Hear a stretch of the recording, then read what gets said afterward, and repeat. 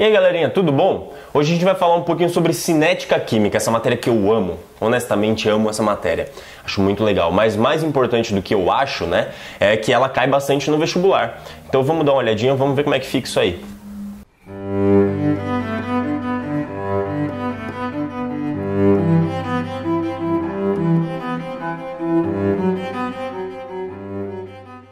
Bom pessoal, então só para falar o que a gente vai fazer hoje, a gente vai falar um pouquinho sobre a definição rapidinho aqui nessa lousa aqui, depois a gente vai falar um pouquinho sobre os fatores influentes. Pessoal, se vocês estiverem anotando, não escrevam fatores influentes que é feio, tá? Escrevam fatores que influenciam na velocidade da reação, que é o que eu vou escrever na lousa depois lá, tá? Eu coloquei fatores influentes só para caber aqui na lousa, tudo bem?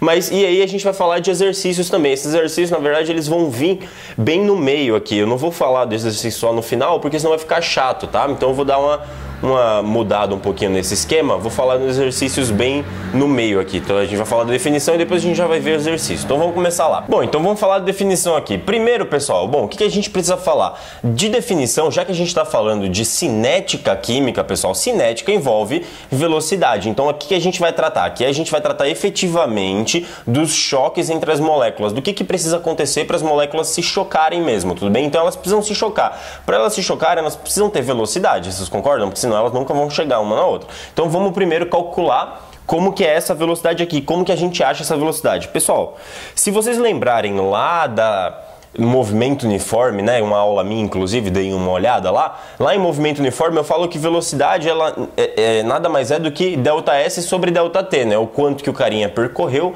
num certo intervalo de tempo. Só que quando a gente está falando de reações, pessoal, reações químicas, a gente não quer saber o quanto que a molécula andou, a gente está preocupado, na verdade, em saber o quanto de molécula foi consumida ou decomposta, ou o quanto de molécula que foi formada, né, num dado da quantidade de tempo, tudo bem, pessoal? Então sempre que a gente falar de velocidade da reação para química, pessoal, a gente vai falar de um certo ΔQ.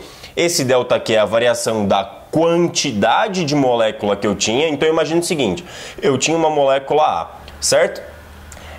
Essa molécula A, o que vai acontecer com ela? Ela vai reagir com a molécula B e vai formar a molécula C. Então uma certa quantidade de molécula A vai ser consumida. Vocês concordam? Então o que a gente vai colocar aqui? A variação da quantidade da molécula A, ou seja, quanto tinha depois da reação acontecer e quanto tinha antes da reação acontecer. Tudo bem? Isso sobre o ΔT, como sempre, né, pessoal? Então a gente está preocupado em saber como que essa reação varia com o tempo, beleza? E aí a gente vai ter essa reaçãozinha aqui e essa equaçãozinha, na verdade, né, da velocidade da reação. Pessoal, então a velocidade da reação nada mais é do que ΔQ sobre ΔT, a variação da quantidade desses caras sobre ΔT. Pessoal, isso vale tanto para o A, para o B, como para o C. Tudo bem? Pode ser a velocidade de formação do C ou a velocidade de decomposição do A ou do B.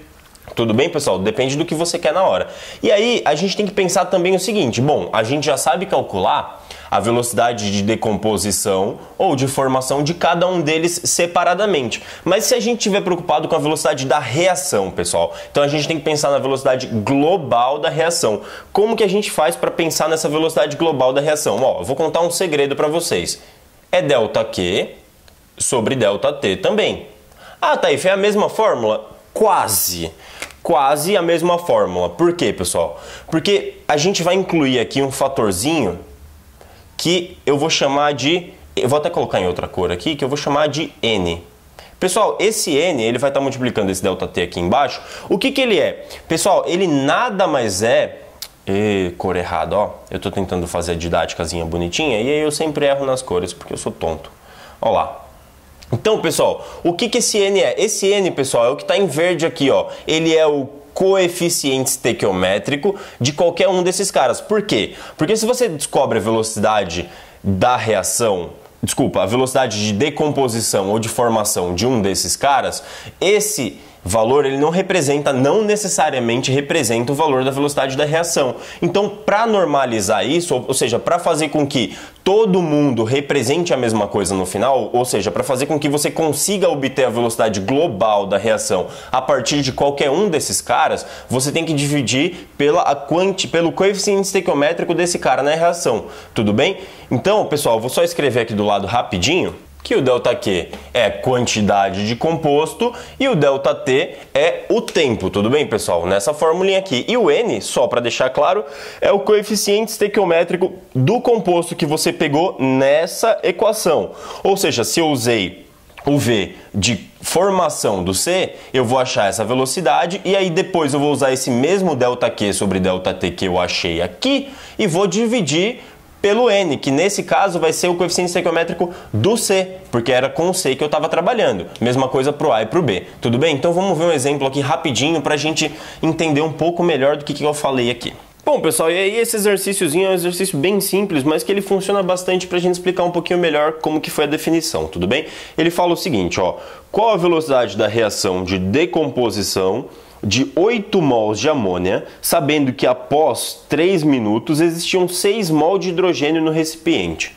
E aí, pessoal, como é que a gente faz? Bom, ele quer saber qual que é a velocidade da reação de decomposição de 8 mols de amônia. Então, pessoal, olha só, como fui eu que escrevi, não tá muito claro, mas vocês têm que entender que eu quero a velocidade da reação, tudo bem? Então eu quero a velocidade global da reação. Então se vocês estiverem escrevendo a questãozinha aí, anotem que eu quero a velocidade global da reação de decomposição. Tudo bem? Senão vai parecer que é a velocidade de decomposição da amônia. Eu quero a velocidade global. Tudo bem, pessoal? Então o que a gente vai fazer? Primeiro, a decomposição da amônia, vocês têm que saber que é NH3, amônia, virando H2 mais N2, ou N2 mais H2, tanto faz, né?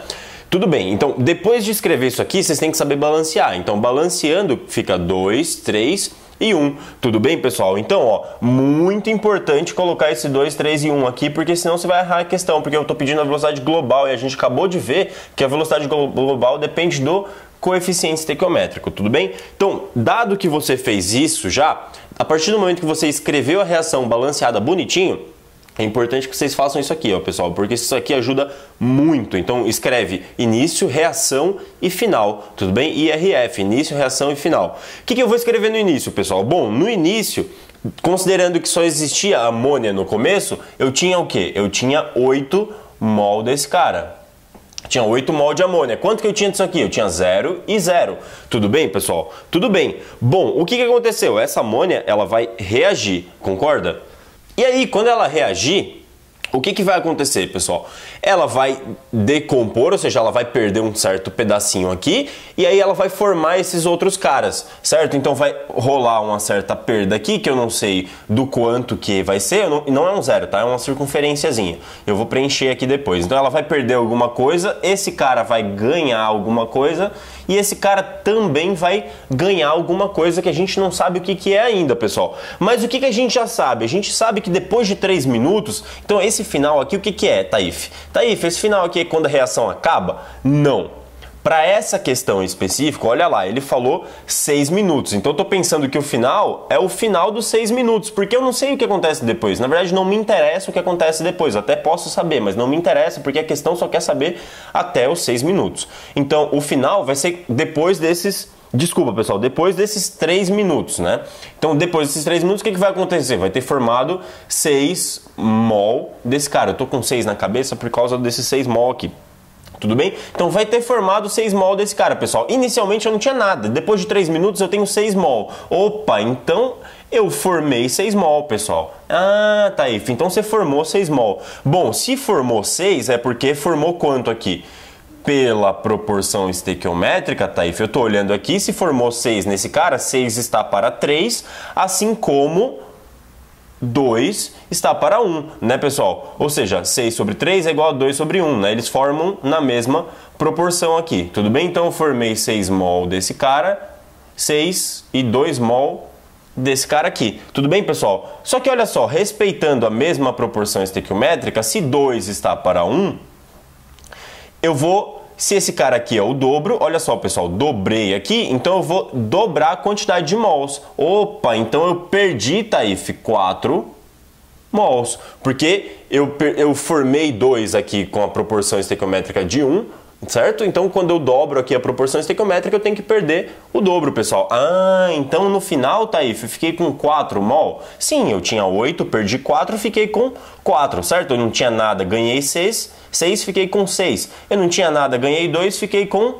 2 mol. Extremamente importante isso aqui, pessoal, porque se você não fizer essa última fileira, você vai errar a questão, tudo bem? Então, extremamente importante saber que fiquei com isso aqui no final. O que mais? Bom, agora que eu sei, eu vou descobrir quem que é a velocidade da reação, sei lá, para o NH3, vamos fazer a velocidade da reação para o composto, porque para fazer a velocidade global, a gente precisa primeiro descobrir a velocidade de decomposição do composto ou de formação do outro lá. Eu vou fazer para o NH3 porque ele está decompondo aqui, certo? Então é ΔQ, pessoal, sobre ΔT. O que é ΔQ? Variação dessa quantidade, pessoal. E essa quantidade era quanto? Bom, é em módulo, né? Eu coloquei um módulo lá na equação, não lembro se eu coloquei, pessoal, mas olha só, precisa ter esse módulo, porque quando a gente está falando de velocidade, não interessa muito se é de decomposição ou se é de formação, a gente está preocupado com o valor dela, né? Então é o módulo do que tinha no final, menos o que tinha no começo, 4 menos 8, tinha 4 no final, 8 no começo, sobre o ΔT que ele falou que são